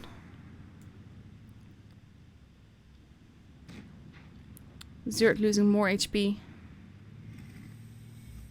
I kind of want to show you what happens there. I also want to show you what happens here. There goes Zerd. Both teams have lost the gun now. There goes Ariana Grande. That sounds weird when set in relation to a 10 game. T22 medium somehow still alive. There goes the XS project. And there goes No Party Without Me. Gassio losing some HP as well. Base A now also being kept. They are playing this to win on points. Force is no longer there. Amax is aiming for something that isn't there. Spacey kind of needs to move. They need to grab these bases. Wunderkind taking some damage. The one Mo moving in. We have a fully loaded force at the back there. Gassio taking a little bit of HP. Base C now being stolen. They kinda have no choice. Force at the back. With barely any HP. Karolak in a position to cap. Oof. Hit on Wunderkind. But they kinda also need to grab base B if they want to do this. Ooh, the one Mo just took a massive hit. I don't understand what happened here. RTK basically had this and they sort of gave it away. Spacey has been spotted going over. That can be very tricky with the force at the back. But he is holding. Base B needs to be capped. And the Batchat needs to go. Wunderkind losing more HP. They have to move in. At the same time, they can't afford to lose any more tanks. There goes the Batchat, but there also goes Wunderkind. Udigum losing HP. The team of RTK is too spread out. There's too little HP here. There he goes. And we are at 1k points for Loka.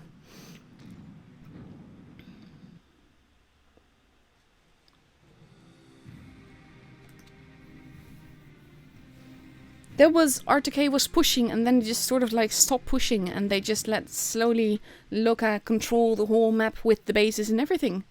That was weird.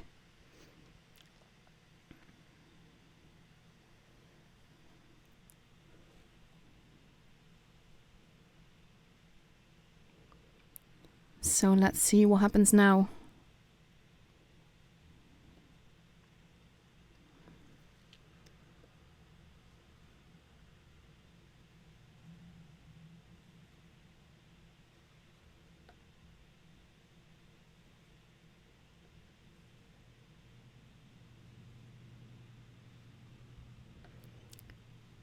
So in just over a minute we get to go. This is like, why so much toxicity? Just play nice, there's no need to be rude. Respect each other. So with less than a minute to go, we have RTK completely readied up. Or at least they were completely readied up, but now they're no longer completely readied up. And let's see how that will go. They have 30 seconds left to ready up. They can do this.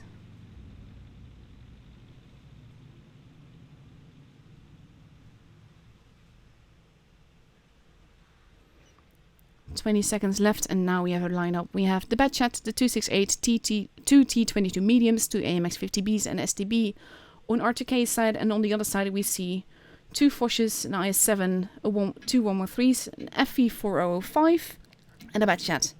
So that is a lot of firepower again. And I wonder how this will go for them. Because that is not an easy lineup.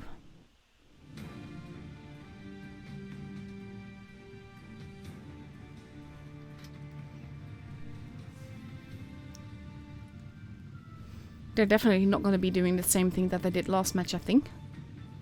That goes for both teams, really.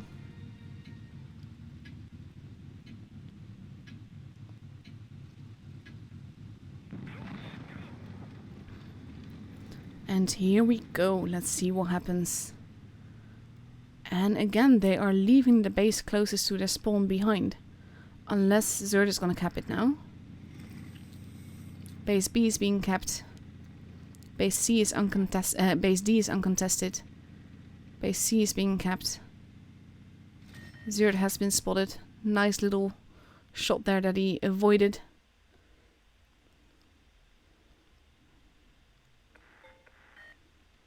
But they kind of have to get the base as well, because now Loka is grabbing base A. And pretty much all of their firepower... A little bit of a blind shot there. All of their firepower is at D. We are seeing a push here, and I wonder where they're gonna push. What they're gonna push for. Pretty much everyone has been spotted. Unicum taking a little bit of damage.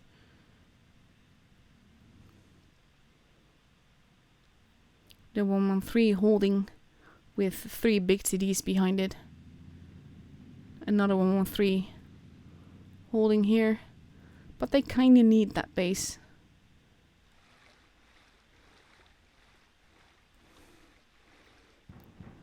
Ooh, Spacey just lost a ton of HP.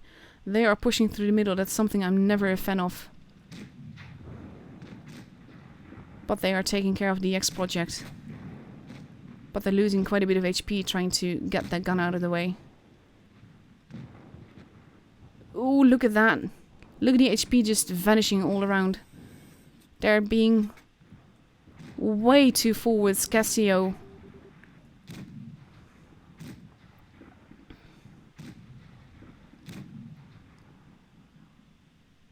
And he does not get the shot in. And this is why I never prefer going into the middle like that. Because it can be so tricky. For shooting the AMX. Getting another shot in. Wunderkind is almost gone. He's not in a good position right now. There goes the bad chat. Ooh, there almost goes third as well. 2 tanks gone on Loka's side, but they need the bases. Because as it is, they're still behind. And the AMXs keep overextending, keep going into the line of fire from the TDs. The one Mo, barely any HP left. He's pretty much dead. He can't really do anything right now. He literally has 8 HP. Ariana Grande holding at the back there. Survivor peeking over, wanting to spot people. Loka still has the point advantage with nearly 100 points. They will need to grab base B as one. They will need to grab it fast.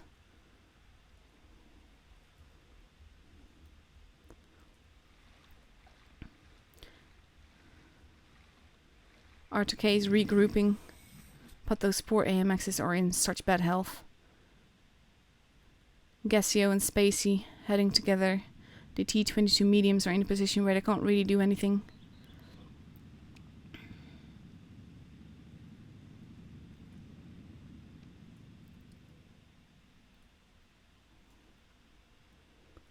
Zerd also a one shot for everyone. He has been spotted and there he goes. And that means that RTK now also lost the gun. Ooh, and No Party Without Me also not doing too good. Survivor wanted to go in for the kill shot and he gets it. And this match will be for Loka. R2K left it too late. They didn't go for it when they should have. Yakov left now in a very tricky position. And there he goes. And the game is for Loka. And Loka takes third place. Now we just go all in. People dying left and right. But the game is already over. And it's not gonna change the score anymore.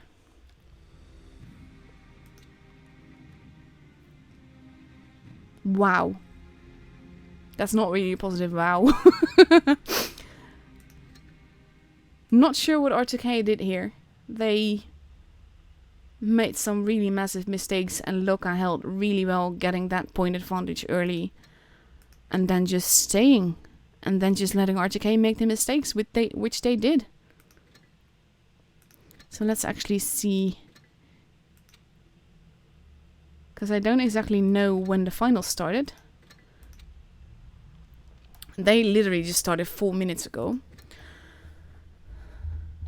So that's going to be an epic matchup as well. I really want to see who wins that.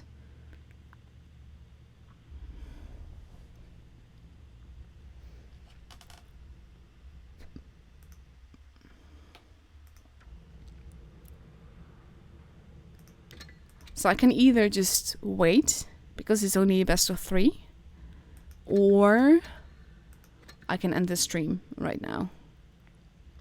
I think I'll do that. I didn't wait for... I didn't wait on Thursday. I would have waited a very long time. Actually, I can show you another replay or two before we go. Especially since I think the update will possibly drop this week. Let's see what I have.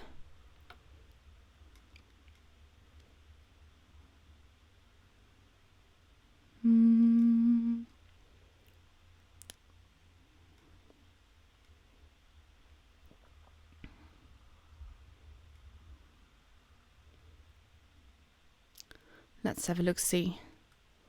Oh, this could be interesting. This is a tank that I recently researched, but I haven't actually driven it yet. At least I have on the press account, of course, but not like on my main account. I haven't bought it yet. So let's see what happens in it.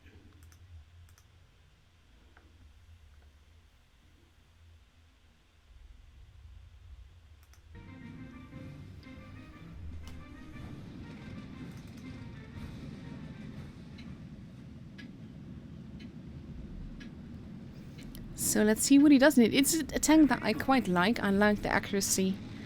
I dislike the fact that it pretty much has no armor, and I eat them up when I meet them quite easily. So that's always why I'm a little bit worried with driving it. At the same time, I really love the PTA. I love what I could do with it. So I'm kind of hoping that I like it as well.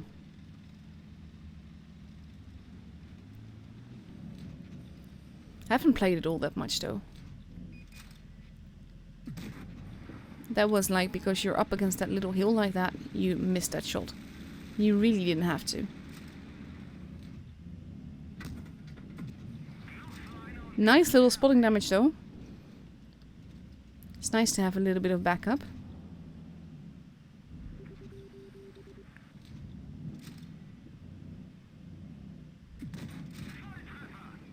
There you go. Ooh, that definitely helps. Leo out of the way completely. Batchat missing again.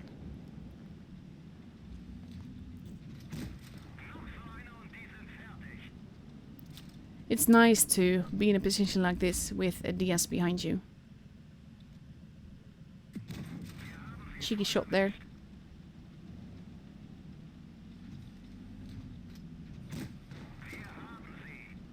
IS-8 pushing up for some reason.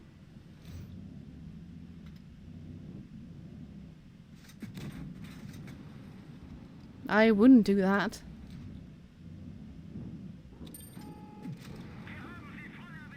If the IS-8 lands that shot, he basically kills the Batchat. He doesn't. But luckily there's a Leo to help. And to track. He's not blocking. If he blocked your shot, that's only because you're camping at the back.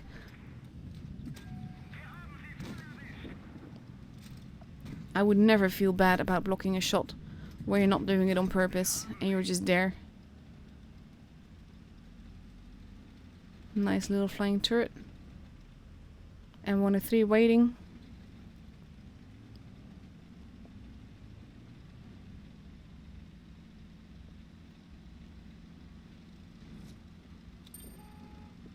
In the meantime, if you have epic replays for me, send it by all means. Just know that if it all happens, if we do get the update this week, that I probably won't be able to show it, but then you can always send me new replays. This, like, you can troll someone by suddenly driving backwards. It throws them off and makes them miss their shot quite often. So you're at nearly 5k damage already. Ooh, that was a nasty little ammo rack.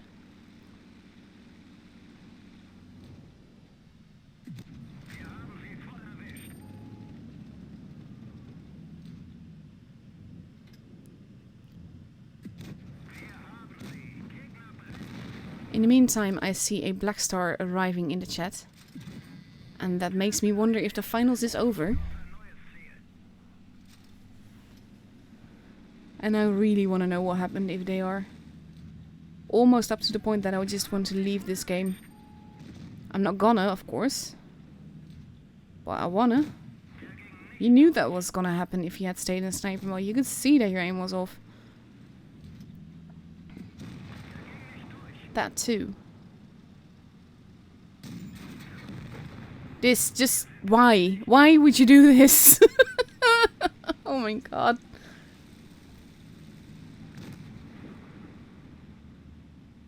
Then all the same, I would never throw the game like that, because for all you know, he can make it, and then you would have cost your team the game. Never ram an E100 in your Leo. Oh my god. Still though, nice little bit of damage, nice little bit of teamwork as well. 1545 base XP. Spalling damage on the Leo. And let's see if we know the finals yet. Still going.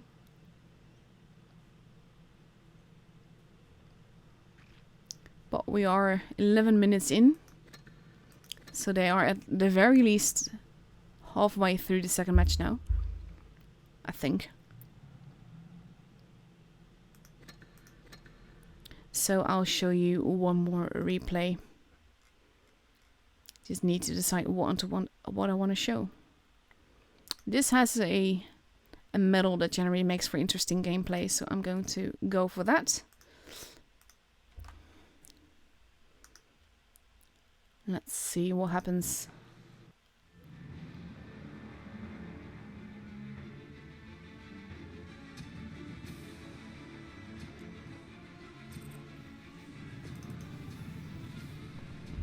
I like this camo, that looks so good. Looks fiery, hehe.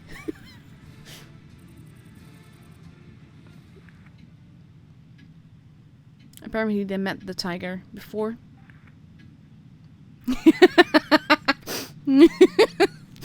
Who then greets them?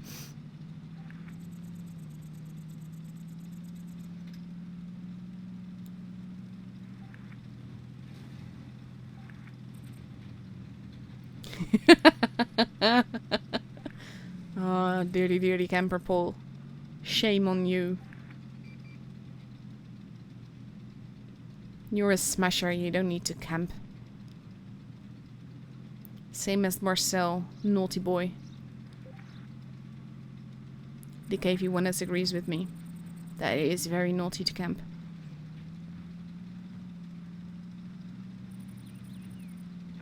This is like, I understand the significance of this position, but I'm just not a fan of anyone ever camping.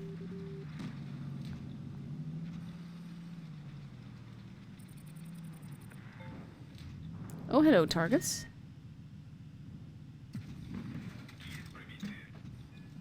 Nice little damage there. But they are pulling back wisely. And then we have a nice little comet there, which is fired just a bit too fast. And now he's probably gonna get spotted soon. Ooh, that was an important miss.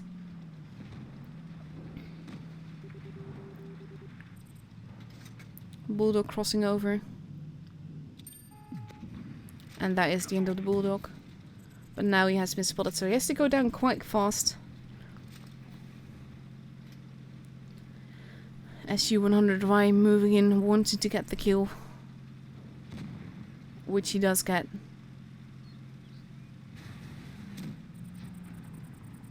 Yeah, a bit too steep there. There we go. And shooting the rock is not advised. So far we've seen some camping and some derping shots that did not go as intended.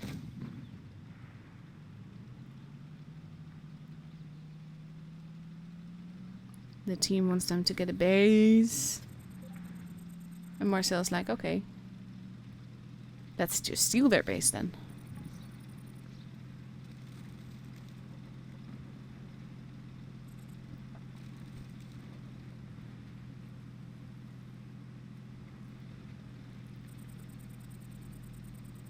Because at least it will get them, stop them from getting any points. Paul's still alive. No idea if he's done any damage yet.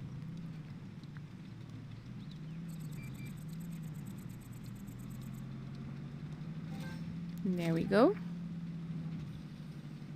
Meave. KV1S is not a happy bunny.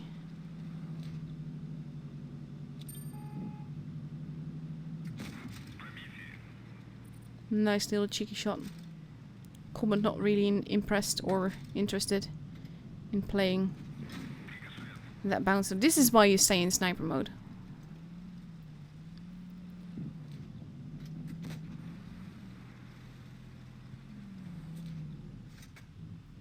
He did not have to do that. And there we go. Comment gone. He's an awful gamer, according to his nickname.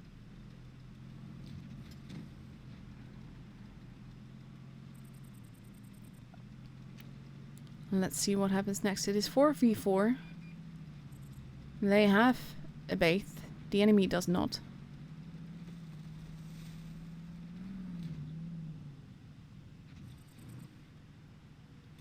Ooh, Paul now getting shot.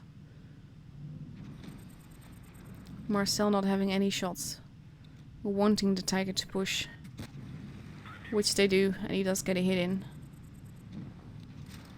There goes the VK. The other tiger is moving. And there goes the Tiger P. And at this point Marcel decides to move. There goes Paul. Killed by the Tiger P. That lost if he was camping again.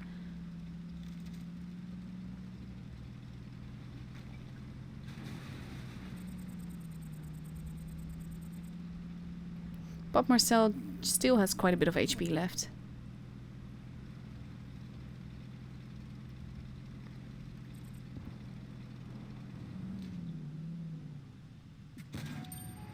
That's it. Now it's especially important to aim your shots and to be careful about it.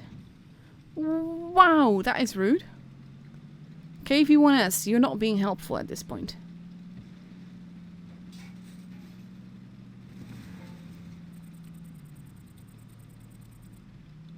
Using the buildings for cover. Tiger P, you could hear him blind shot.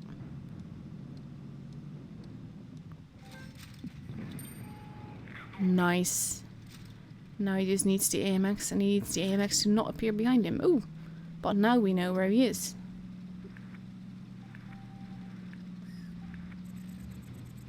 Team trying to help. It's at least more helpful than being rude. Tiger P being rude as well.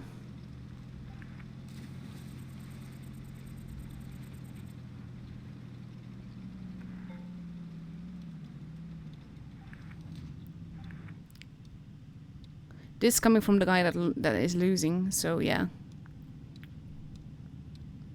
Now Marcel just has to protect base B, actually. Cheeky shot there. Now he's a one shot, and that is very helpful for Marcel.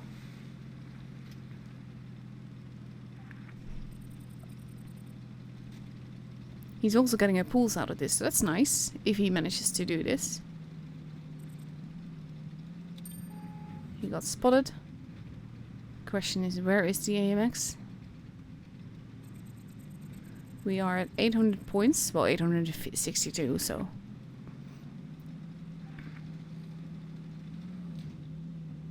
He's expecting him to appear around there somewhere, but... Battle is actually over. Yeah. Time. And they win, because in Supremacy, the only time that you get a draw is when everybody dies and you have the same points. Nice little basic speed there.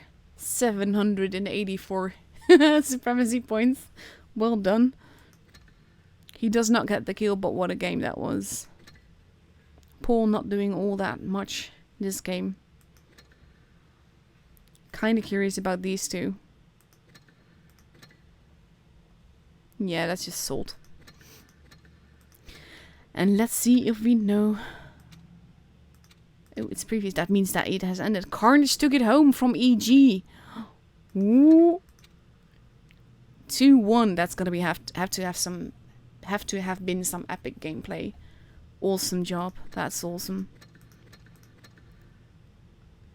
So that is it for me tonight. I will be back in about 5 hours to stream NA. Thank you all for watching. Thank you all for the epic gameplays. All the teams that we saw. Battle of the Titans twice. And oh my god. The battles were so close. That was absolutely awesome though. I love that. So thank you all for that. Hope to see you guys again. Hope you guys enjoyed the stream. Thank you all for watching. And have a good night. Good night.